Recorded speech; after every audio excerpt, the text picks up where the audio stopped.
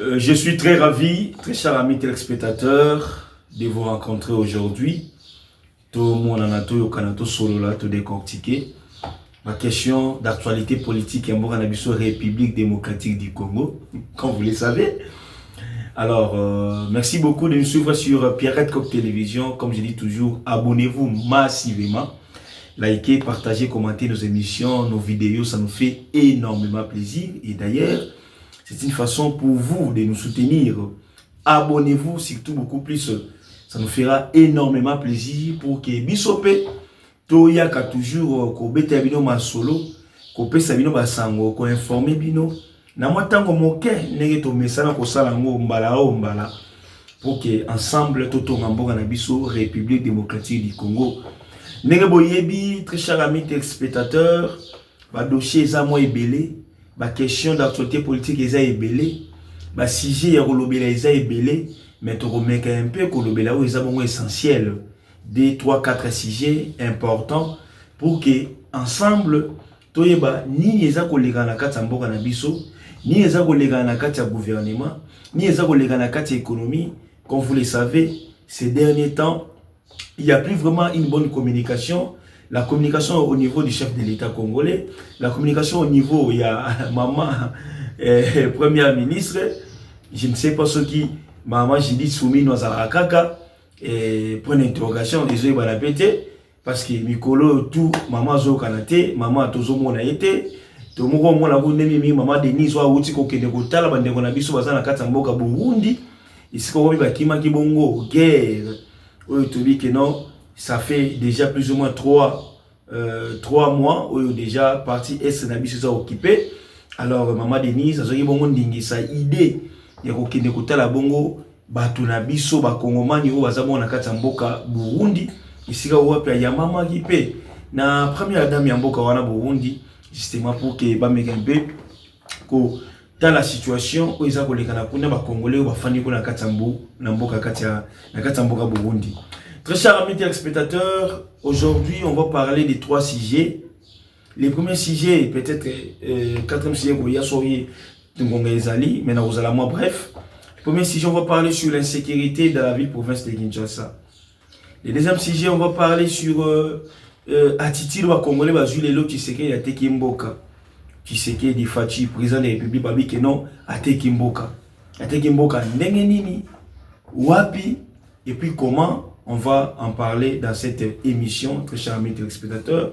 On va aussi parler sur les problèmes, les lots, où ils ont comment, Nakati à partir des PS, les sorties médiatiques de M. Augustin Kabouya Mwanabouté. On va en parler, très chers amis téléspectateurs. Mais avant de continuer toutes ces questions, avant de continuer tous ces sujets, comme il le fait souvent maman Sœur Nabiso Pierrette, on va retirer la séquence de la vidéo où il y a balancé Sikoyo. Et après, maintenant, on va rentrer pour continuer, pour essayer un peu de commenter, essayer un peu de faire sortir, de dénicher les problèmes majeurs il y a 4 mois à Nabiso et tout tirer ma conclusion. Restez branchés et suivez ces séquences vidéo et après, tout rezonga. Restez branchés. Bah, attaquer sur Smart. Vas-y, Pébilo, on a 4. Commissariat provincial ya police ya ville ya Kinshasa euti kotia maboko na babandi armé oyo bozo komona na commune ya Lemba adjudant Mbelo bakangi bino bosali nini bakangi biso po tobanda komettre crime tobanda kosala na baninga kokotela ba échangeur na ba photoshop kokotra bango ba commune différent.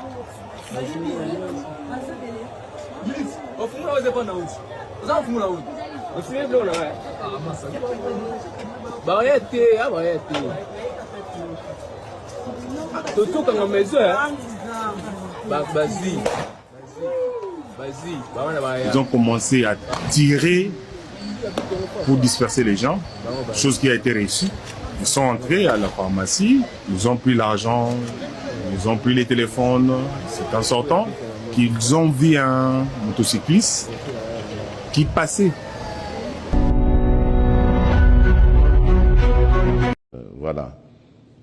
Alors à propos de cette déclaration de principe, vous le dites, c'est une déclaration de principe, c'est vrai, c'est un pas dans la bonne direction, la direction que j'ai toujours souhaité imprimer dans mon pays.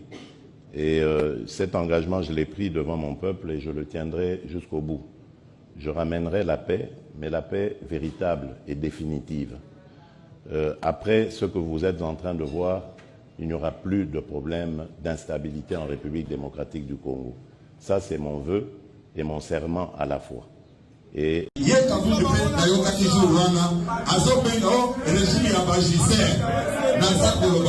peut se vivre. Est-ce que on peut nous dire budget oye atonga nango château na ya Kingawa puisque kama uti kamina ayake ao na bilambala ataki toyebi yango comment expliquer lelo eza courage non toyeka na malamu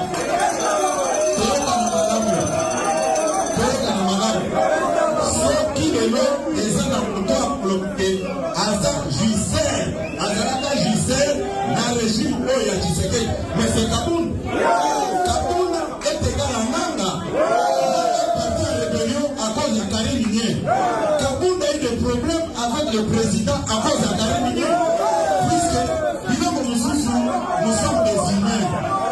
Malheureusement, Kaboun n'est pas un modèle. Kaboun n'est pas un modèle puisque Makambo Nazakoye Sabino d'abord c'est un péré. Oui, Moutania Matsaye et Niez à la ministre Nabisha Intérieur. Puisque tant que ça la comédie n'a eu sur 11e miri, Bagaba Pekisaïna le dit non. Nayebi capacité à mobiliser Naye. Botika ça la biloko na ko sala mpiaka. Et puis il ne peut se vivre. Tous a quand même na respect. Puisque Naye Nasa Kolobaboy. Kozala ingrati na niveau wana eza bien te. Soki abimi eza te ke alongaki justice. Je dis c'est faux et archi faux. Eza makamusu tonya kolobate mais il faut que ça bima. Il ne peut se vivre. Il ne peut se vivre. Première rencontre, puisque moi j'ai eu la chance de participer à la rencontre nyonso mibale. Émissaire naye oya tinda ki poisenge na ye pardon et pas mokonzi mboka c'est Moïse Kachibouyi ndeko na biso ya Afrique du Sud wana akei atindie alobi na kozongisa lisusu kuzoba na ngao na te yebisa ye makambo nyonso amabe na ndimi ya Moïse ake kokutana na mokonzi mboka à transmettre message na ye il ne peut se vivre makambo naza koyebisa bino Nazako Sabino. Tango, mokonzi aza kosolola na biso. Eza sécurité. Puisque tango na moni yoso manquer respect par mokonzi. Nana yebi vérité.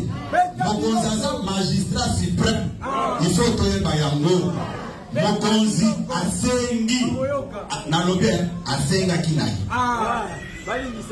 Émissaire naye naza kotanga kombo. Soki bolingi ko vérifier, soki na lobi vérité. Botuna Ndeko Jean-Claude Chilumba, premier vice-président assemblée.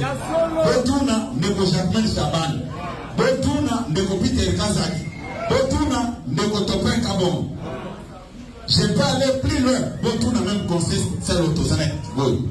Batunyo soit na paye de Makambouane. Mais tant que vous allez bonsoir à la caméra, au lieu aux allez peu modérer, au bandit Koloba, n'importe quoi, les bonsoirs pour Kozamboka. Est-ce que tant que Kabon n'a pas été Kamina Awa? Non, Naza Koloba.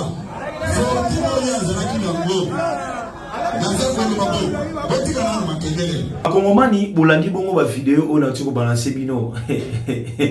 On a toujours balancé bino très chers amis téléspectateurs. D'abord on va commencer avec notre premier sujet où les appels vidéo liboso na balancé pour na bino insécurité où ils allaient na 4 ville province ya Kinshasa et komi ko bangisa et komi vraiment ko lembisa et komi vraiment ya mingi. Déjà au préalable nous récemment ici quand j'avais fait une vidéo, j'avais remercié les VP ministres de l'intérieur maître Jacquemin Chabani et ça wapi na makanisna ya malamu na ministre de la justice ba tsaki bon opération ndobo Opération Ndobo, ou wapi, bah, ça peut aussi la police nationale, la Katiwana. Lelo, on peut quand même dire que non, il y a Kuluna.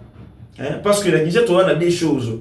Tu as Kuluna, et puis tu as un braquage, où ils ont les Canadiens, il y a un braquage, côté de Bandaku. Kuluna, Zali, Mouta Outi Moussala Nae, Azonindaku, Bakati Machette. Kuluna, Zali, Bilenge entre Bango Bazaku, na Kati Avenue, na Kati Quartier. Kuluna, Zali, bilenge oyo bazana misala batele mangana bakoya mpasa molini pona ko menacer bato ya ngone Kuluna. Mais toi pena susu elo musu babengi braquage na kati ya Kinshasa o wapi moto wa kusala ba affaire na ye ana shop na ye ana business na ye ana entreprise na ye ya moketo ya monene ana microfinance na ye boto ko mona ba bandi ba ko kotela bango ba ko beta masasi ba ko braquer bango ba ko botola mosolo. Donc nous avons des faits ici à Kinshasa. Le premier fait, au moins 80% des ici est longo, balongi yango. Et puis il y a ministre, il y a justice, il y a ministre de l'intérieur, la complicité avec la police. Là vraiment, toko côté la bangote, mais toko le bandé solo qui est vraiment Kuluna et Kiti. Et s'il était, mais Kiti. Parce que les lots, donc comme on appelle ça, tu vas librement. Parce que Kuluna et Kiti, par rapport à Moutambape, ministre de la Justice, ça veut dire que bato na bangenga na boulot vraiment il y a qui Kiti ça sous vraiment na ba luzumu la prison moko o eza na sécurité makasi vraiment tout monde qui tout moni peut vivre avec Kuluna et Kiti. Là nous sommes d'accord. Et civilité, je l'ai dit, mais Kiti.